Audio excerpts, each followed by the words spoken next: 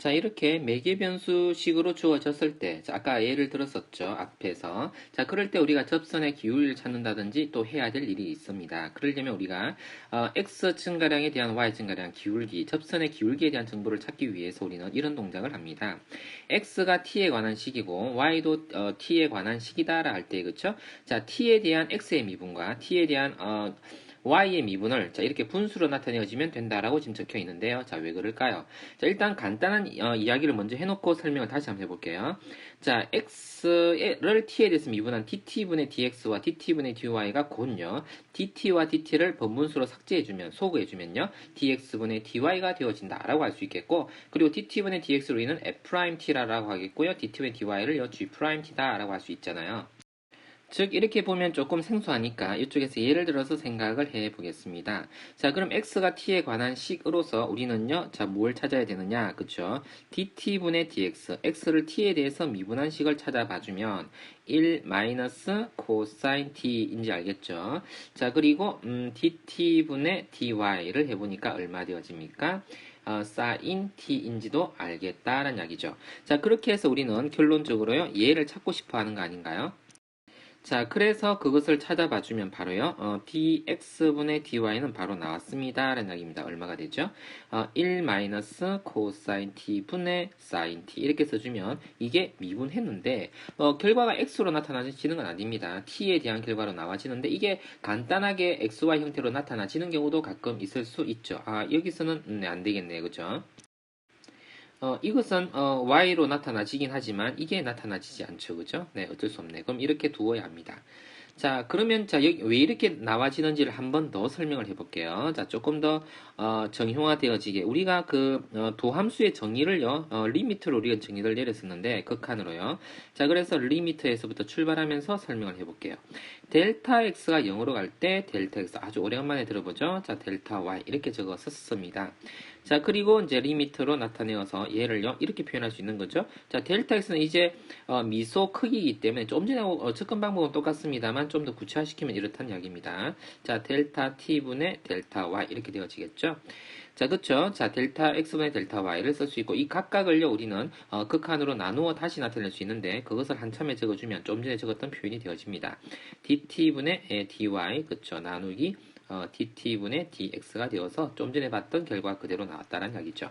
f't분의 얼마요? g't가 됐다라는 이야기입니다. 자, 이렇게 1개 도함수는 좀 간단합니다. 근데 2개 도함수를 물을 때 학생들이 상당히 까다로워하는데요. 자, 우리가 이 미분은요, 자, y를 x에 대해서 두 번 미분한다라는 뜻입니다. 자, 두 번 미분한다라고 하면요, 자, 한 번 미분한 것을 또 미분한다는 얘기잖아요. 자, 한 번 미분한 게 뭔데요? dx분의 dy가 한 번 미분한 거잖아요.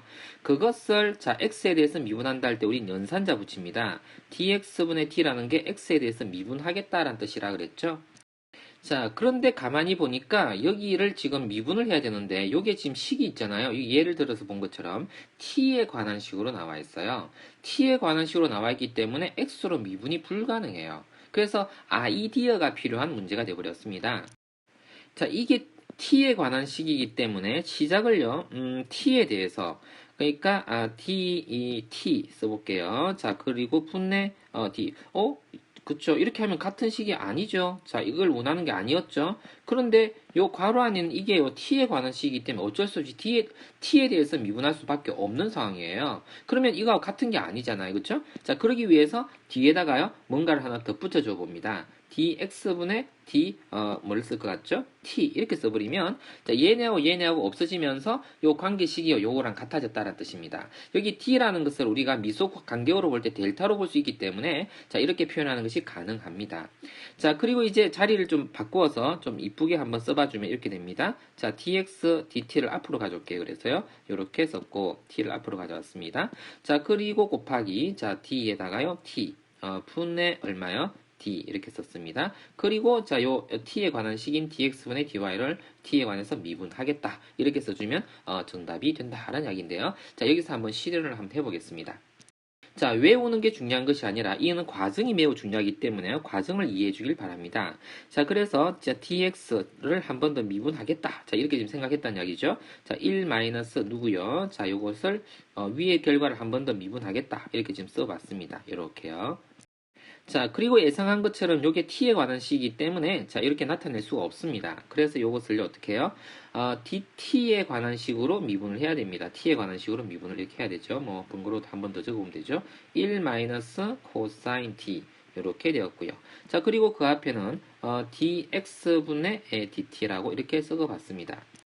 자, 그러면 이 값이 어떻게 되어집니까? 한번 봅시다. 자, dx분의 dt가 되어졌고요. 이렇게 되어졌고요. 자, 그리고 곱하기. 자, 이제 정상대로 자, 몫의 미분을 해주면 됩니다. 몫의 미분을 아직 안 배운 학생이 있을 수도 있습니다. 자, 어떻게 하는지 한번 볼게요. 자, 여러 가지 미분법에 들어있는 건데, 자, 거기를 한번 살펴봐도 되고요. 지금 설명할게요. 자, 분모를 제곱을 해주고요. 이거 미분, 이거 그대로, 이거 미분을 시작합니다. 자, 그러면요, 어떻게 해요? 자, 이 부분이 약하면 이 부분은 이계도 함수는 지금 안 해도 괜찮습니다. 그렇죠? 혹시 알 수 있는 학생이면 해도 괜찮겠고요. 자, 뭘 한 것이냐면요. 분자를 미분한 겁니다. 그리고 이 밑에 것을 그대로 적어줍니다. 1 마이너스 코사인 t 이렇게요. 자, 그리고 마이너스 사인 t 해놓고 밑에 것을 또 미분해 줍니다. 그러면 사인 t가 되어지죠. 자, 마이너스 적용되어서 사인 t가 되어졌습니다. 자, 그리고 요 dx분의 dt는요, 자, 어디 있었냐면 여기 있었습니다. 요것을 역수해서 가져온 겁니다. 그럼 여기서 역수해서 그대로 적어주면 됩니다. 한번 적어볼게요. 1 마이너스 코사인 t 분의 1 이렇게요. 자, 그리고 이것은 정리해봐주면 1 마이너스 코사인 t에 제곱되어졌고요. 분자가 자, 한번 보세요. 코사인 그쵸? 자, 여기 사인 그래서 1 되어집니다. 그죠? 그래서 코사인 t에서 코사인 t에서 1을 빼줬다. 이렇게 봐주면 되겠죠? 자, 이제 그러면 여기 하나가 약분되어지니까, 그죠? 자, 결과적으로, 이렇게 약분시키는 게 낫겠군요. 이렇게 약분시키면서 마이너스 1 이렇게 써주면 되겠네. 그죠? 자, 그러면, 계산 결과가 어떻게 됩니까? 정답이 되겠죠. 1 마이너스 코사인 t의 전체 제곱분의 1 이렇게 해주면 이계도 함수가 계산되었다라고 하겠습니다. 자, 이계도 함수는 아직까지 뭐 관심을 안 가져도 괜찮겠고 위에 것에다 주목해주고요. 나중에 이계도 함수가 나오면 그때 한 번 더 집중해서 봐주기를 바랍니다.